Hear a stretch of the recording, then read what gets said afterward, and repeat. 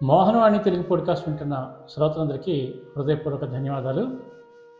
షార్ట్స్లోని కథలను చాలా అద్భుతంగా ఆదరిస్తూ నన్ను ప్రోత్సహిస్తూ ఆశీర్వదిస్తున్నారు. మీ అందరికీ పేరు పేరున హృదయపూర్వక ధన్యవాదాలు తెలియజేసుకుంటూ ఈరోజు కూడా ఈ 3 నిమిషాల షార్ట్లో ఒక అద్భుతమైన హార్ట్ టచింగ్ స్టోరీ మీకు వినిపిస్తాను. మనం అందరూ ఈ స్టోరీ విన్న తర్వాత ఎక్కువ మందికి షేర్ చేద్దాం.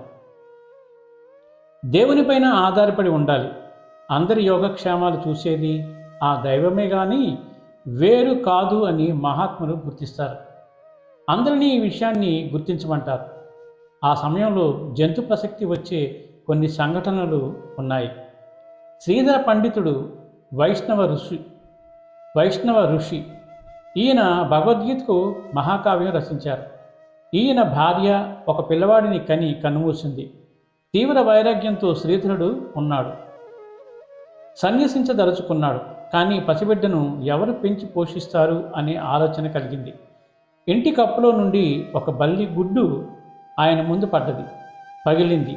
అందులో నుండి ఒక చిన్న బల్లి పిల్ల బయటకు వచ్చింది. సరిగ్గా అదే సమయానికి ఒక చిన్న ఈగ వచ్చి ఆ బల్లి ప్రక్కన వాలింది. వెంటనే ఆ బల్లి పిల్ల దానిని మృంగివేసింది. ఈ సంఘటన తన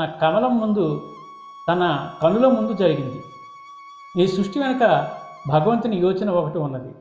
జీవి పుట్టే ముందుగానే ఒక లెక్క ప్రకారము అన్నీ సమకూర్చబడి ఉంటాయి.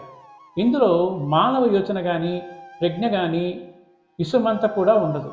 యోగక్షేమను విచారించి జగన్నాథుడైన భగవంతుడు ఉండగా తాను వ్యర్థంగా ఆలోచన చేస్తున్నానని గ్రహించాడు. బిడ్డను గూర్చిన చింత తొలగింది. సన్యసించాడు. ఆ బిడ్డను ఎవరో బంధువు పెంచారు. ఈ గాథనంతా క్రిమి కీటకాదులచే బోధించాడు భగవంతుడు. అదేనండి మనకి అనాది కాలం నుండి మనకు వస్తున్నది ఏంటంటే కథలో ఉండే పవర్. ఆ కథలు వినడం వల్లే మన జీవితంలో ఎన్నో మార్పులు వస్తున్నాయి. మార్పులు